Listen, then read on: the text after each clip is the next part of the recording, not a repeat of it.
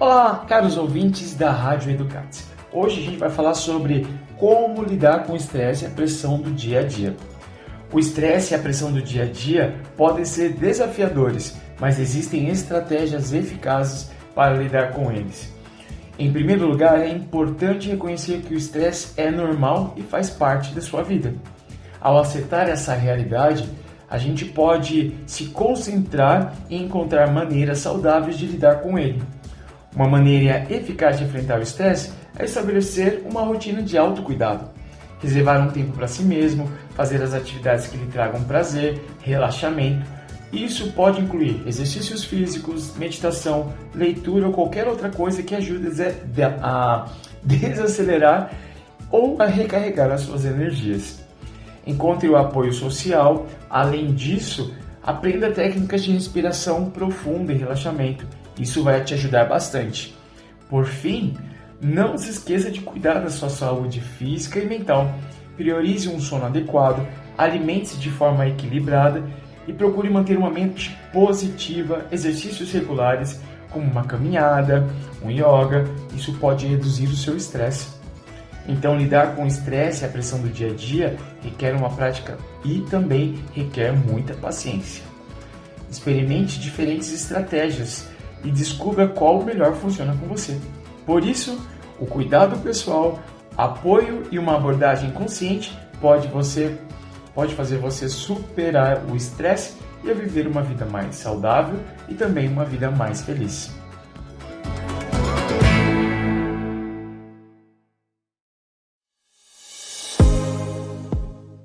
E agora é hora do quadro Super Amigão, trazendo dicas e curiosidades sobre nossos queridos pets. Hoje, vamos falar sobre as melhores raças de cães para famílias. Se você está em busca de um cão que seja amigável, brincalhão e leal, algumas raças se destacam nesse quesito. Labradores Retrievers são conhecidos por sua personalidade gentil e afetuosa, perfeitos para famílias com crianças. Eles adoram estar rodeados de pessoas e são ótimos companheiros de aventuras. Golden Retrievers também são excelentes escolhas para famílias. São cães extremamente amorosos, inteligentes e adaptáveis, se dando bem com pessoas de todas as idades. Bulldogs franceses são famosos por sua personalidade divertida e carinhosa. São cães de porte pequeno, ideais para famílias que vivem em apartamentos. Outra raça que merece destaque é o Beagle. Eles são dóceis, brincalhões e se dão bem com crianças e outros animais de estimação. Lembrando sempre que, independente da raça, o temperamento e a socialização adequada são fundamentais para garantir uma convivência harmoniosa. Essas foram as dicas de hoje sobre as melhores raças de cães para famílias, aqui no Super Amigão. Lembre-se de que o amor e o cuidado são essenciais para a felicidade de qualquer cão. Até a próxima, com mais dicas incríveis sobre nossos amados pets. Olá! Vamos falar sobre o que fazer em caso de pane do veículo na estrada. Uma pane do veículo pode ocorrer a qualquer momento em qualquer lugar. E quando isso acontece na estrada, pode ser especialmente perigoso. Por isso é importante saber o que fazer para garantir a segurança do condutor e dos passageiros. A primeira medida a ser tomada é acionar o pisca-alerta do veículo, sinalizando aos outros condutores que há um problema e que o veículo está parado. Em seguida, é importante avaliar o local e verificar se é seguro permanecer no local ou se é necessário procurar um local mais seguro, como um acostamento, um posto de combustível próximo. Caso não seja possível movimentar o veículo, o condutor deve permanecer dentro do veículo com um cinto de segurança afivelado. Se houver necessidade de sair do veículo, é importante colocar o colete reflexivo e sinalizar a presença do veículo com cones ou triângulos de sinalização, mantendo-se sempre atrás das barreiras de segurança e evitando ficar no meio da pista. Por fim, é importante acionar o serviço de assistência ao veículo ou a polícia rodoviária, informando a localização e o tipo de problema para que possam enviar ajuda. Lembre-se, em caso de pane na estrada, é essencial sinalizar a presença do veículo, avaliar a segurança do local e acionar a assistência necessária para garantir a segurança do condutor e dos passageiros.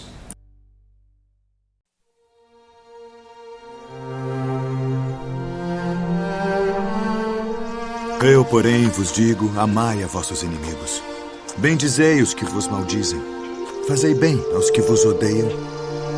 E orai pelos que vos maltratam e vos perseguem.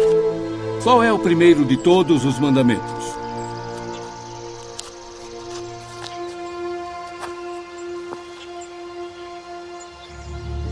Ouve, Israel.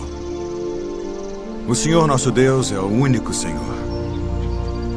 Amarás, pois, ao Senhor teu Deus de todo o teu coração, e de toda a tua alma, e de todo o teu entendimento, e de todas as tuas forças. Este é o primeiro e grande mandamento. E o segundo, semelhante a este, é: amarás o teu próximo como a ti mesmo. Destes 2 mandamentos dependem toda a lei e os profetas.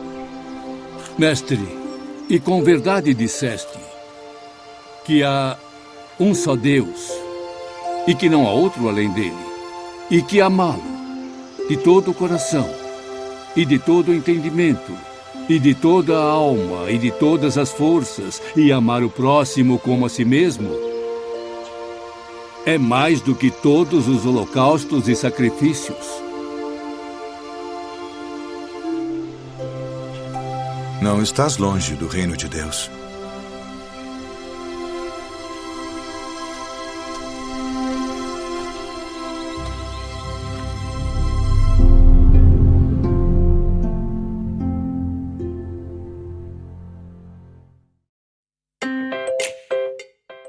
Bem-vindos ao NutriKids, o quadro que traz dicas e sugestões para uma alimentação saudável e equilibrada para nossas crianças. Hoje vamos falar sobre como aumentar o consumo de vegetais de forma prática, divertida e sem complicações.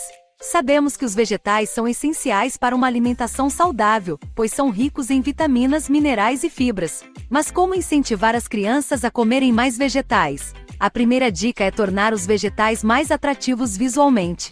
Apresente uma variedade de cores, cortes e formas diferentes. Monte pratos coloridos e criativos, como saladas com formatos divertidos ou espetinhos coloridos com vegetais crus. Envolver as crianças no preparo dos vegetais é uma ótima estratégia. Deixe-as lavar, descascar e cortar os vegetais com segurança. Essa participação estimula o interesse e a curiosidade delas em experimentar o que ajudaram a preparar. Outra sugestão é camuflar os vegetais em receitas. Acrescente vegetais picados em molhos de macarrão, sopas, purês ou omeletes. Assim, as crianças consomem os nutrientes dos vegetais sem perceberem. Os lanches também podem ser uma ótima oportunidade para incluir vegetais. Prepare sanduíches com fatias de pepino ou cenoura, ou adicione vegetais em wraps e tortinhas. Essas opções são práticas, saborosas e nutritivas. Brincadeiras também podem ajudar. Crie jogos divertidos com vegetais, como a roleta dos vegetais, onde a criança gira a roleta e precisa comer o vegetal sorteado. Essas atividades tornam a experiência mais lúdica e estimulante.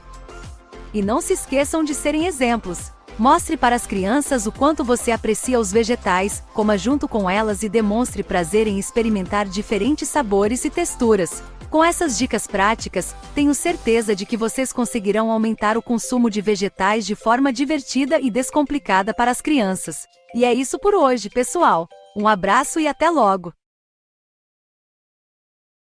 Por aqui, ele de novo. Ele! Como é que vai, Murmúrio? Minha feiura é tanta, pastor, que hoje chegou a trincar um espelho lá em casa, só acredita, pastor? Que é isso? Sempre insatisfeito, sempre azedo, a ponto de já estar trincando os espelhos da casa? Tá fácil não, viu, pastor? Olha, eu vi uma placa em frente a uma igreja aí, né, que tava dizendo assim: você que se sente feio e triste, venha para o culto essa noite. Que interessante. Você que se sente feio e triste, venha para o culto. E você foi? Sim, pastor, deu uma chegada lá, né? E foi bom? Olha, pastor, até que eu saí contentinho de lá, sabe? Tá, mas saiu mais bonito ou menos feio? Olha, pastor, não teve jeito não, viu? Saí feio do mesmo jeito. Aqui o milagre tem que ser de ressurreição, viu, pastor? Que é isso, Macaé? Murmurildo de azedume com acidez embolorada. Sua feiura está no coração, rapaz. Pior, é nada, pastor. Tá no rosto também. O senhor sabe que eu já ganhei até concurso de careta sem fazer careta? Você já falou isso aqui uma vez, hein? Mas cada coisa. Pois é, pastor, eu tava dando risada e entenderam como careta. Olha só. E olha, pastor, eu ganhei em primeiro lugar, hein? Esse é o Macaê. Murmurildo de azedume com acidez embolorada. O senhor vê, né, pastor, que adianta esse olho verde aqui num rosto feio, né? É que nem feriado no domingo, não serve pra nada. Ai, aleluia, ai. Olha ele, quem é um? Quem tem um? Quem conhece um? Tá fácil não, ai. Murmurildo, não existe gente feia. O que existe é gente que não usa produto Celtic. Isto tem a ver com a palavra da esperança, do renovo, da alegria, da paz e do compromisso com Deus. Isso tá fácil não, viu, pastor? Se feiura impedisse de entrar no céu, ai.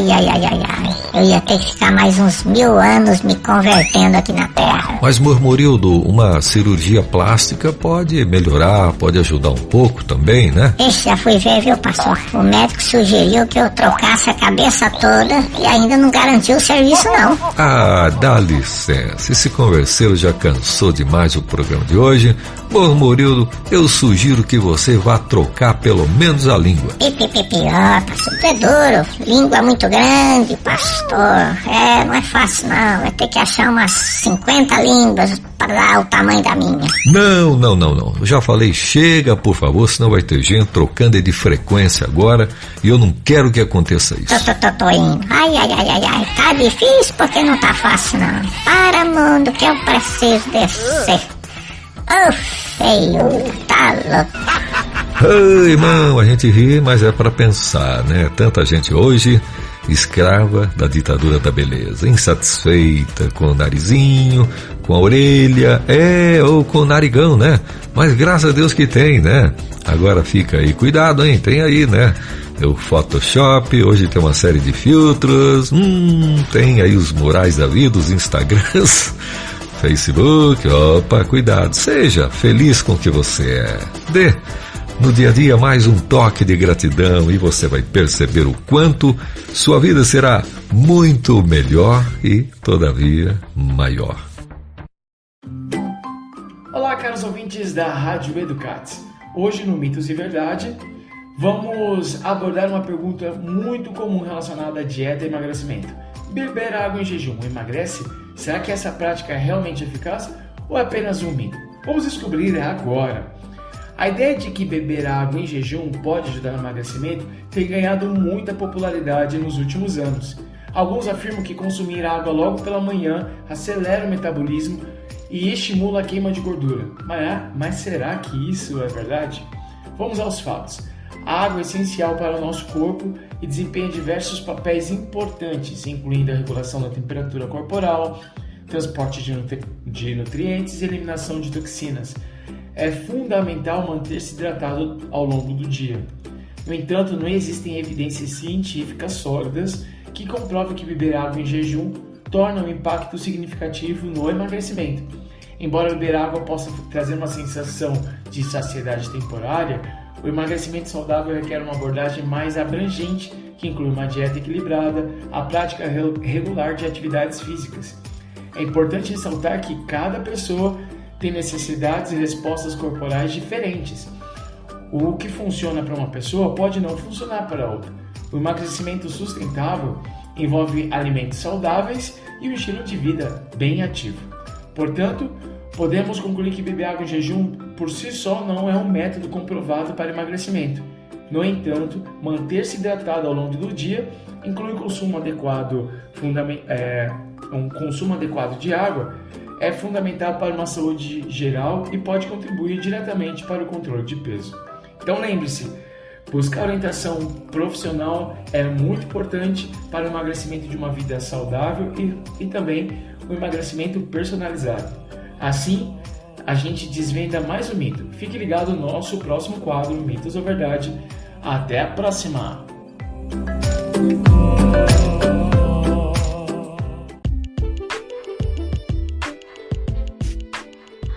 dia, boa tarde, boa noite, Cats. Eu sou a Júlia e eu vou dar as últimas informações da tecnologia. Google anuncia a ferramenta de transparência de anúncios para usuários. Recurso fornece mais informações da marca que está promovendo serviços e produtos no buscador, YouTube e no Google Discovery. O Google anuncia, dia 29 de março, uma nova ferramenta de informações sobre publicidade exibidas em sua plataforma. A central de transparência de anúncios permite ao usuário visualizar detalhes sobre a empresa que está promovendo produtos e serviços no buscador, no YouTube e no Google Discovery. Se você está vendo um anúncio de uma marca de cuidados com a beleza que esteja interessado, mas não reconhece a empresa ou se está curioso para saber se reconhece outros anúncios dessa marca, é possível verificar nessa ferramenta, explica o Google.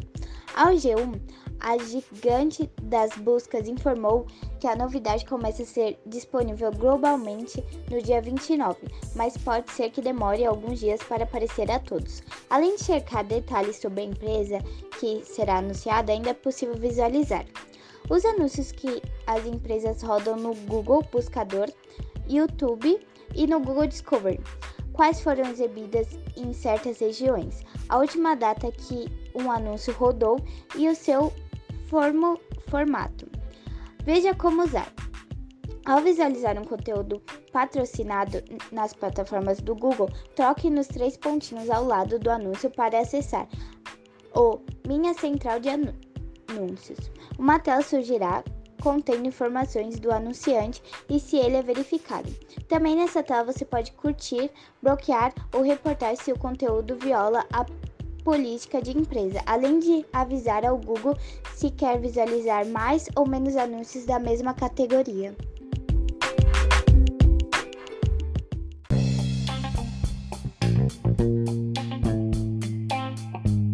Bom dia, boa tarde, boa noite, Cats. Eu sou a Júlia e eu vou dar dicas de estudo para as provas.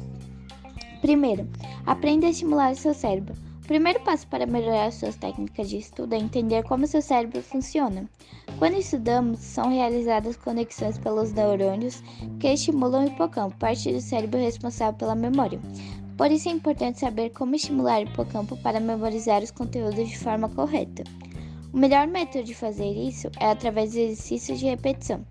Um estudante que está revisando o conteúdo de física, por exemplo, pode estudar o conteúdo e ao longo do dia rever as fórmulas que serão utilizadas. Deixá-las à vista com post-it é uma boa tática para que o conteúdo esteja sempre visível. Segundo, método de repetição. Outra dica é executar o método de repetição espaçada, ou seja, o conteúdo será revisado em diferentes períodos. Recomenda-se que o estudante revise a matéria no mesmo dia que o conteúdo foi dado. Depois disso, deve esperar alguns dias para revisar novamente. Posteriormente, precisará voltar no assunto novamente em algumas semanas. Dessa forma, o cérebro será estimulado a recuperar a informação que já teve acesso e registrá-la na memória. Quando se dedicar ao conteúdo, evite distrações como notificação do celular, conversas paralelas, televisão ou acesso a sites que não tenham relação com o conteúdo estudado. Terceiro, responda exercícios. Durante a revisão, o estudante deve estimular a memorização. Para isso, responder diferentes exercícios é ideal. Os exercícios são importantes, pois eles ajudam na fixação dos conteúdos, além de estimular a capacidade de resolução de problemas, interpretação textual e intertextualidade, que é a relação de diferentes assuntos entre si. Quarto, faça pausas. Quando estuda, é fundamental realizar algumas pausas. Quando o cérebro é exposto a uma informação ao mesmo tempo, ele tende a memorizar apenas algumas delas. Além disso, tendemos a ficar mais cansados e a parar de assimilar o aprendizado. Para isso, faça uma pequena pausa de 15 minutos ou de 30 minutos a cada 3 horas.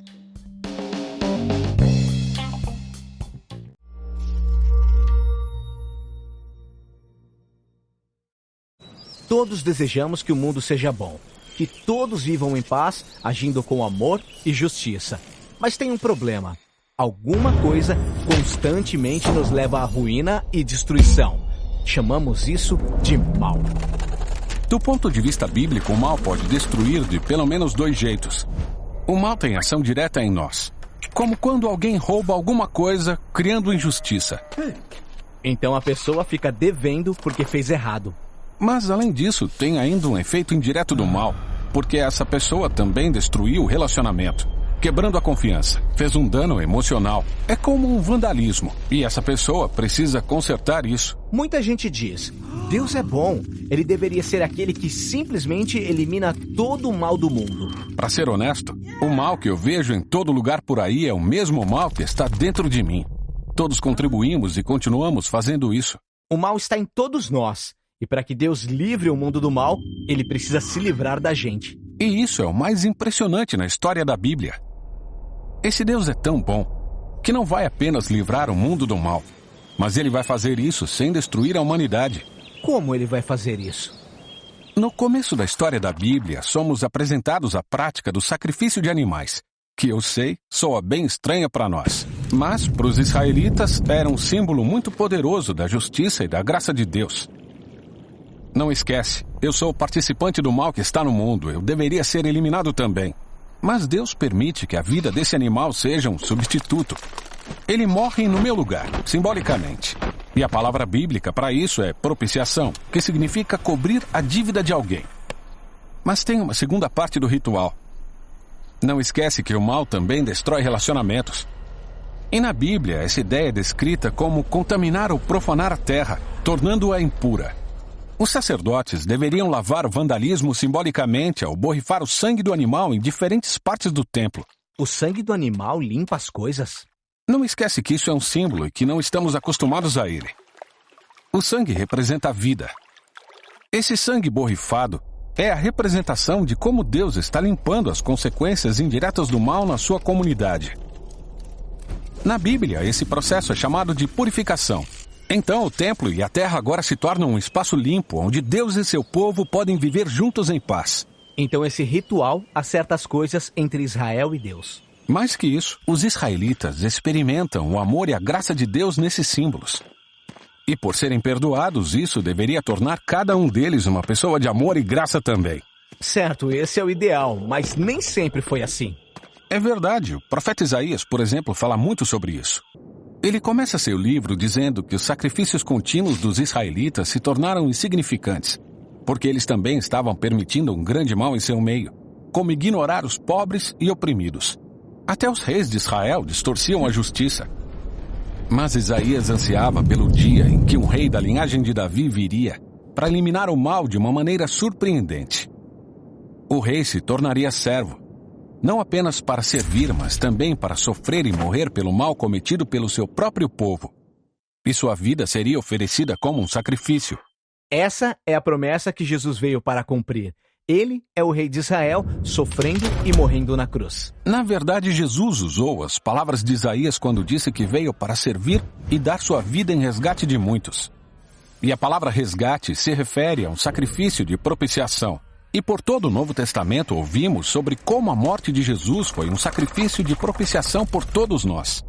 Ela cobriu a dívida dos humanos com Deus por contribuírem com todo o mal e a morte no mundo. E o Novo Testamento também fala da morte de Jesus como uma oferta de purificação. Ouvimos que o sangue de Jesus é como um símbolo de que sua vida tem a capacidade de lavar o vandalismo que o mal causou em nós e ao nosso redor, para que agora possamos viver em paz com Deus. Esse é o significado da morte de Jesus, mas a história continua. Sim, o Novo Testamento faz essa poderosa afirmação de que a morte de Jesus não foi o fim. Ele ressuscitou. Ele é o sacrifício que quebrou o poder da morte e do mal. Isso significa que ele vive para oferecer sua vida a qualquer um que o aceitar. Ele é o sacrifício perfeito. Todos os sacrifícios anteriores apontavam para ele desde o começo. Então, por causa de Jesus, os cristãos deixaram de participar de rituais de sacrifício animal. Mas receberam novos rituais. Jesus ensinou seus seguidores a cumprir 2 rituais. O primeiro é o batismo. Assim como Jesus morreu, entrar na água se torna a conexão pessoal que agora você tem com a morte dele. E quando sai da água, você simbolicamente ressuscita com Jesus. O batismo é esse ritual sagrado, que conecta sua história com a morte e ressurreição de Jesus. O segundo ritual é a Ceia do Senhor, que relembra a última refeição de Jesus com os discípulos. Ele usou pão e vinho para retratar sua iminente morte como um sacrifício. E agora todos os seguidores de Jesus usam o pão e o cálice regularmente para lembrar e participar do poder de sua morte e também da sua vida. Então esses rituais existem para nos lembrar do amor de Deus e nos encorajar a viver com amor e graça. Eles fazem mais que isso. Eles nos conectam a uma nova fonte de vida. O mesmo poder que ressuscitou Jesus dos mortos é também o poder que pode destruir o mal em nossas vidas e nos transformar em pessoas que levam uma vida de amor e paz.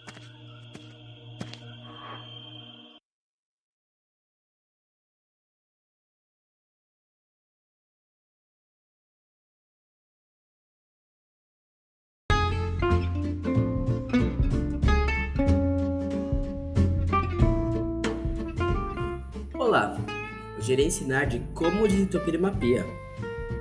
Encaixe um desentupidor de tamanho adequado no ralo, pressione várias vezes para cima e para baixo, sem desencostá-lo. A pressão exercida pelo ar pode deslocar o que estiver bloqueando o encanamento. Após isso, compre 1 litro de Coca-Cola, esquente uma panela até ferver, despeje na pia. É tiro e queda. Nem precisa comprar outros produtos químicos.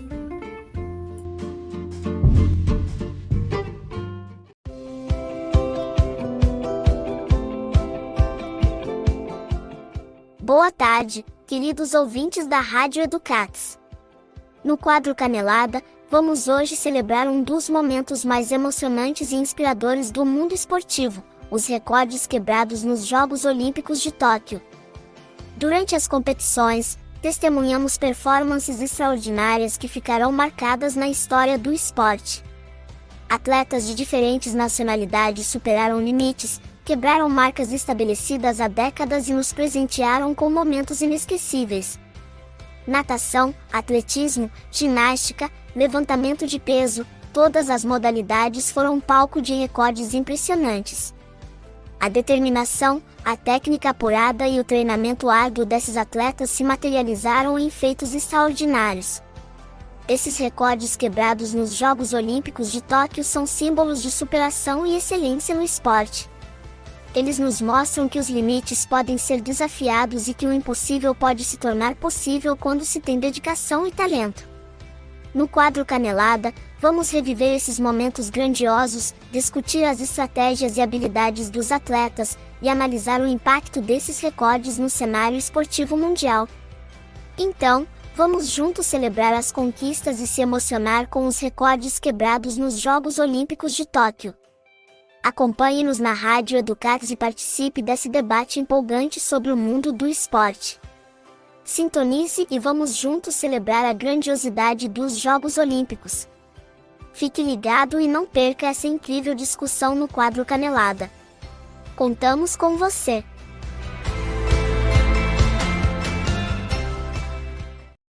Bom dia, boa tarde, boa noite, meu povo.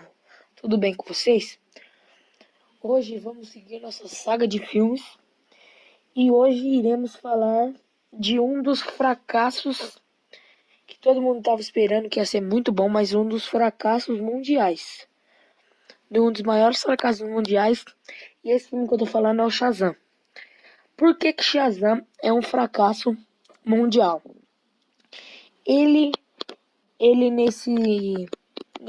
nessas últimas semanas que ele tava na telona, ele arrecadou muito pouco, mas muito pouco dinheiro.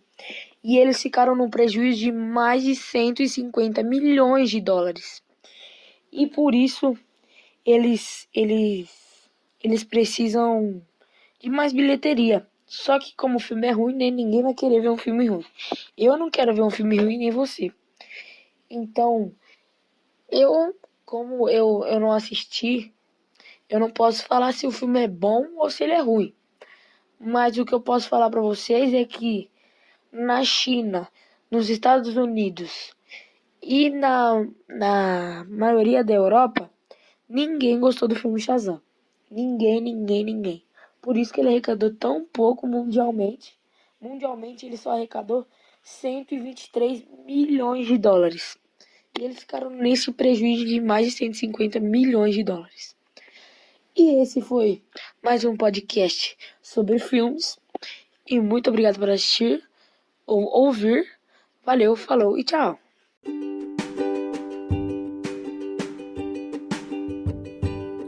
Salud, legais de uma pelada, e vocês estão ouvindo mais um podcast toda chique. E hoje nós iremos falar sobre o que? O Paris Fashion Week, né? Esse evento enorme da moda aí que acontece em Paris.